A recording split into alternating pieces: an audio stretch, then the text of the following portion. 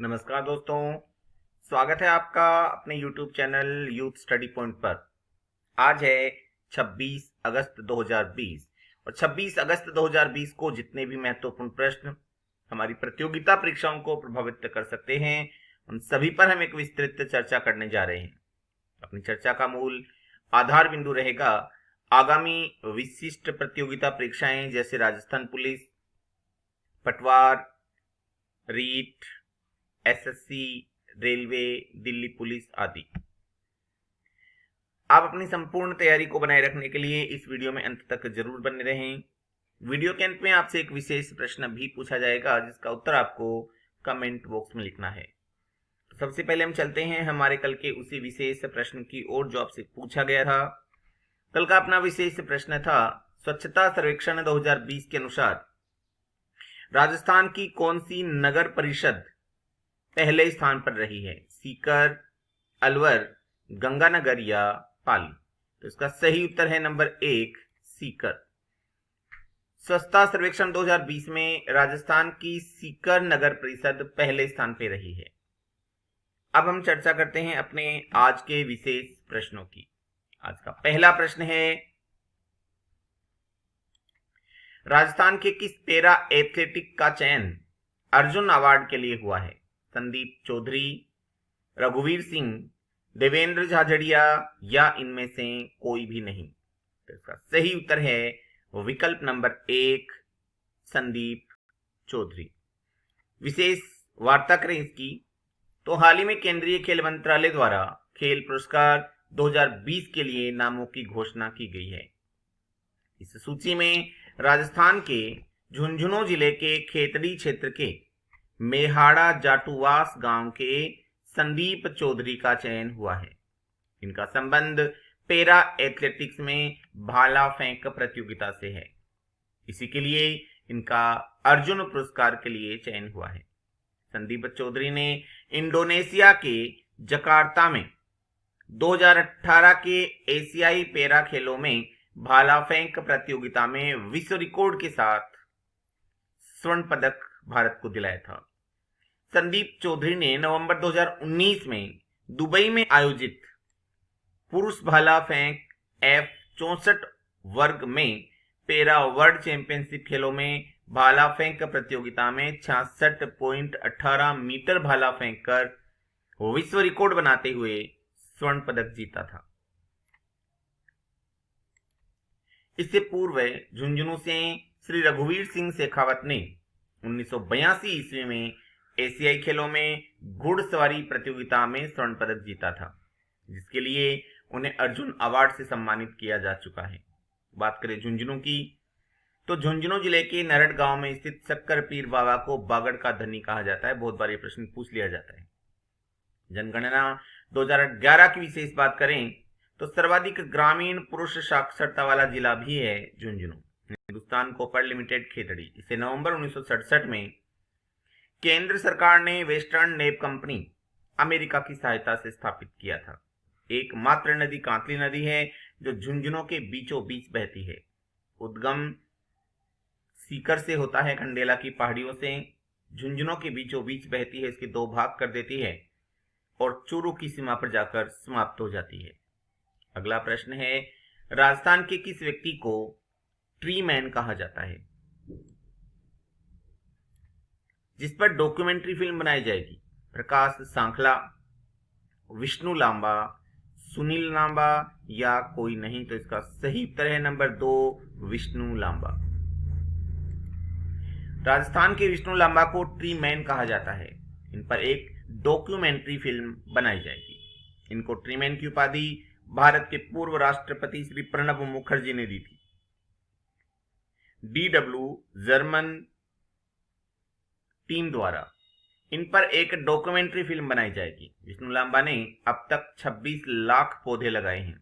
इन्होंने अलग अलग राज्यों में अनेक संस्थाओं के साथ मिलकर यह पुनीत कार्य किया है। ये मूल रूप से टोंक जिले के रहने वाले हैं, टोंक जिले के निवासी हैं। इन्हें अब तक राष्ट्रीय राजीव गांधी पर्यावरण पुरस्कार, अमृता देवी बिश्नोई पुरस्कार, डॉक्टर APJ अब्दुल कलाम राष्ट्र निर्माण पुरस्कार, ग्रीन आइडियल अवार्ड सहित लगभग 100 से भी अधिक पुरस्कारों से नवाजा जा चुका है। ये पुरस्कारों को प्राप्त कर चुके हैं। बात करें टोंक की, तो टोंक जिले की स्थापना 1817 ईस्वी में आमिर खां पिंडारी ने की थी। आमिर खां पिंडारी को कोटा के जालिम सिंह ने संरक्षण दिया था। यह राजस्थान की एकमात्र मुस्लिम रियासत थी।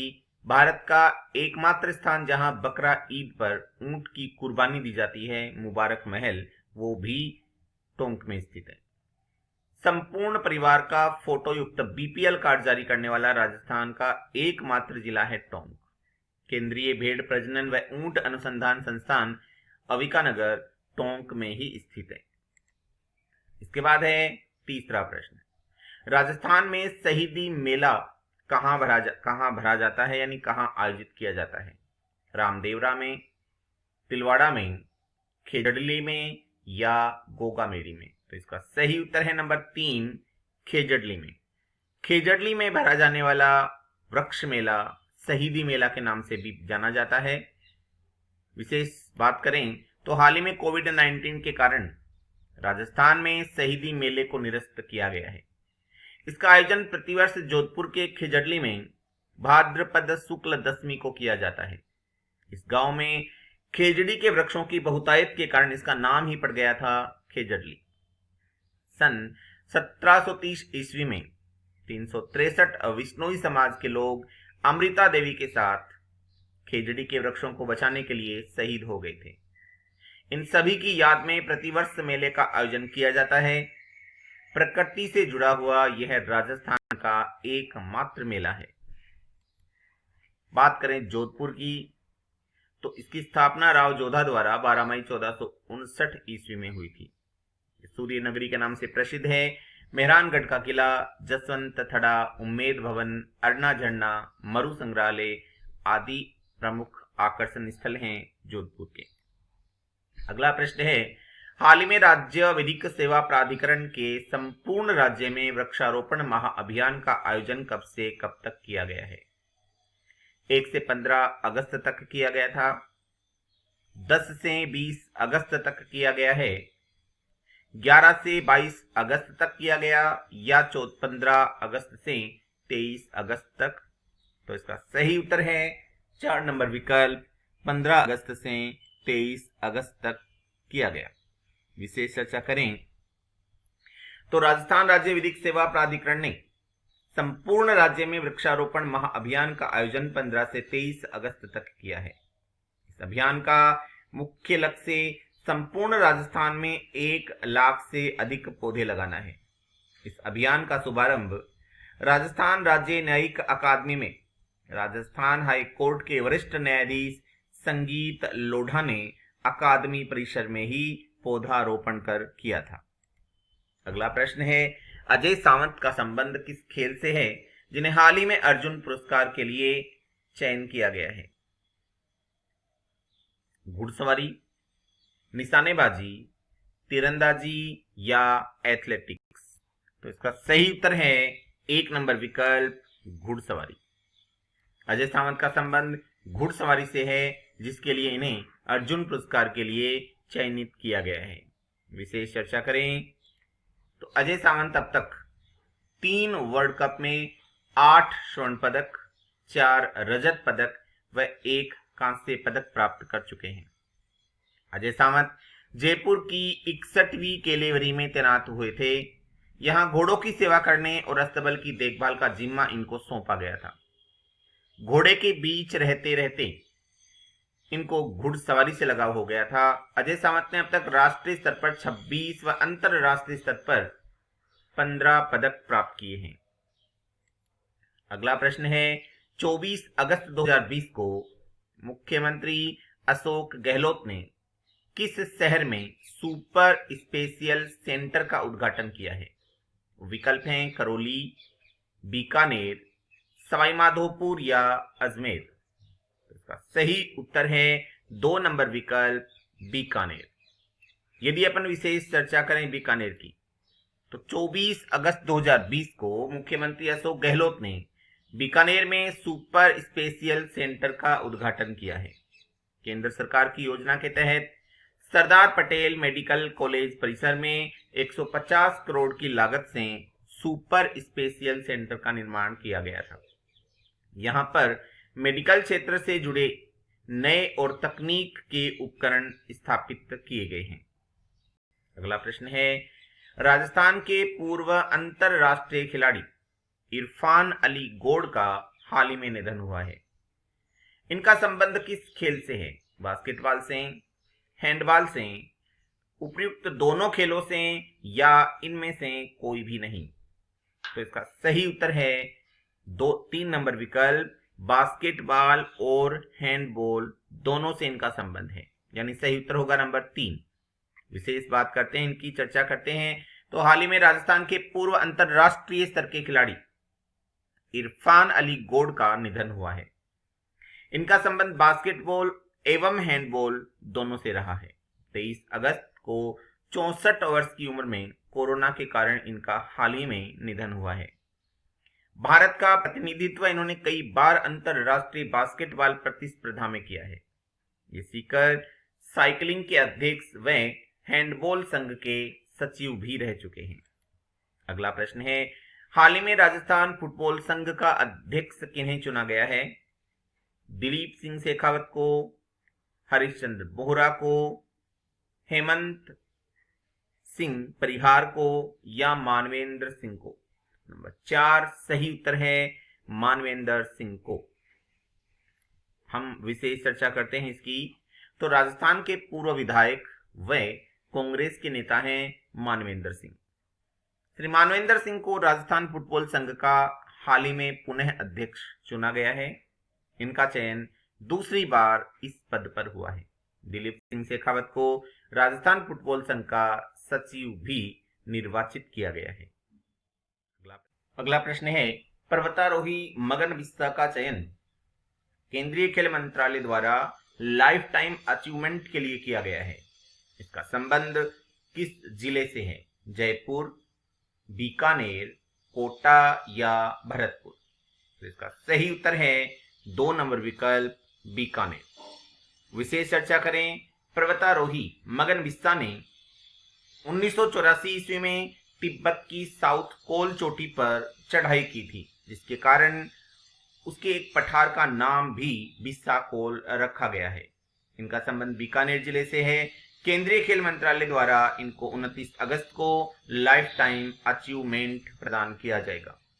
यदि अपन बात करें बीकानेर की, तो बीकानेर का जोनागुड दुर्ग, जो कि राजा रायसिंह द्वारा बनाया गया था, लाल पत्थरों से बना हुआ एक चतुर्भुजाकार दुर्ग है, जिसे हिंदू मुस्लिम कला शैली का सुंदर समन्वय कहा जाता है। इसके बाद है अगला प्रश्न, किस देश के साथ भारत ने निरस्त्रीकरण और परमाणु हथियार अप्रसार क्षेत्र पर आभासी विचार विमर्श किया है? फ्रांस के साथ, अमेरिका के साथ, उत्तरी कोरिया के साथ या दक्षिणी कोरिया के साथ? इसका सही उत्तर है 4 नंबर विकल्प दक्षिण कोरिया के साथ। भारत ने निरस्त्रीकरण और दक्षिणी कोरिया के साथ परमाणु हथियार अप्रसार क्षेत्र पर एक आभासी विचार विमर्श किया है। भारतीय प्रतिनिधिमंडल की अध्यक्षता विदेश मंत्रालय में अतिरिक्त सचिव इंद्रमणि पांडे ने की। दोनों पक्षों ने वैश्विक घटनाक्रमों और निरस्त्रीकरण के तथा परमाणु हथियार अप्रसार क्षेत्रों के आपसी हितों में मुद्दों पर विचारों का आदान प्रदान किया। वे अपनी फलदायक चर्चाओं से निपटने और इसे सफल बनाने तथा भविष्य की तारीख पर परामर्श के अगले दौर को आयोजित करने के लिए भी सहमत हुए हैं कि हम आगामी समय भी इसी प्रकार की अनेक योजनाओं पर परामर्श करेंगे। अगला प्रश्न है, digital quality of life 2020 ranking में किस देश ने शीर्ष स्थान प्राप्त किया है? भारत ने, डेनमार्क ने, नॉर्वे ने या चीन ने? तो इसका सही उत्तर है 2 नंबर विकल्प डेनमार्क ने। Online privacy solution provider Surfshark ने वैश्विक अनुसंधान डिजिटल क्वालिटी ऑफ लाइफ यानी DQL इंडेक्स 2020 का दूसरा संस्करण जारी किया है। डेनमार्क को 0.79 अंकों के साथ पहले स्थान पर रखा गया है, जबकि भारत 0.5 सूचकांक अंकों के साथ 85 देशों में से 57वें स्थान पे रहा है। यानी डेनमार्क ने इसमें जहां पहला स्थान प्राप्त किया है, वहीं भारत ने 57वां स्थान प्राप्त किया है कुल 85 देशों की रैंकिंग में। DQL सूचकांक 2020 में 5 प्रमुख स्तंभों के संदर्भ में 6.3 बिलियन लोगों या वैश्विक आबादी की बात करें तो लगभग 81% को शामिल किया गया था, जो जीवन की डिजिटल गुणवत्ता, इंटरनेट की क्षमता, इंटरनेट की गुणवत्ता, इलेक्ट्रॉनिक अवसंरचना, इलेक्ट्रॉनिक सुरक्षा और इलेक्ट्रॉनिक सरकार को परिभाषित करते हैं। यानी वर्तमान समय में जो इलेक्ट्रॉनिक आधारभूत संरचनाएं हैं, विशेषकर इंटरनेट स्पीड, इंटरनेट की उपलब्धता और जो डिजिटल उपकरण हमें प्राप्त होते हैं को देखते हुए इस प्रकार की एक रैंकिंग जारी की गई। और इस रैंकिंग में भारत एक तरह से पिछड़ा हुआ देश साबित हुआ है। यानी 85 देशों की रैंकिंग में 57वां स्थान प्राप्त करना एक प्रकार से पिछड़ेपन का ही एक प्रमुख कारण है। अगला प्रश्न है मनिका बत्रा, जिन्हें खेल रत्न पुरस्कार से सम्मानित किया गया है, आपको बताना है किस खेल से जुड़ी हुई हैं। बैडमिंटन से, मुक्केबाजी से, क्रिकेट से या टेबल टेनिस से? तो इसका सही उत्तर है नंबर 4, टेबल टेनिस से।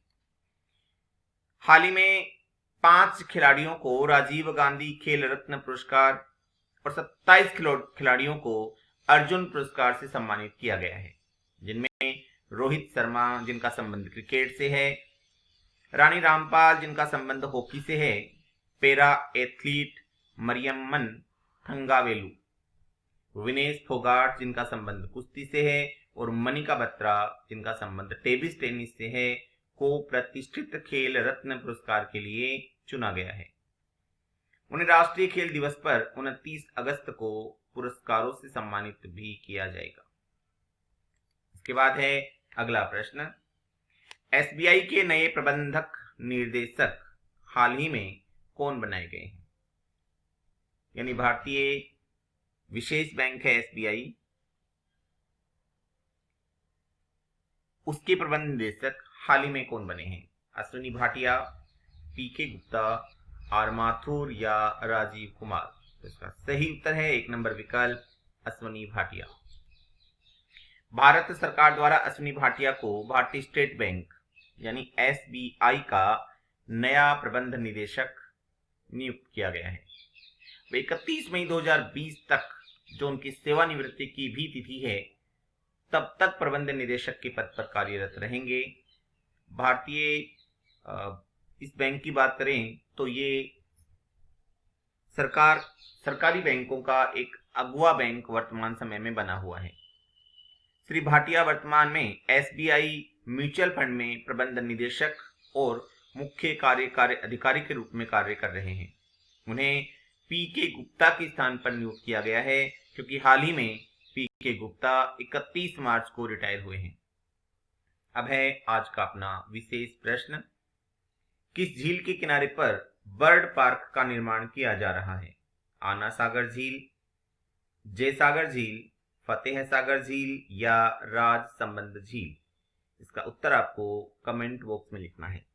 आज के लिए इतना ही, कल पुनः मुलाकात होगी, तब तक के लिए जय हिंद।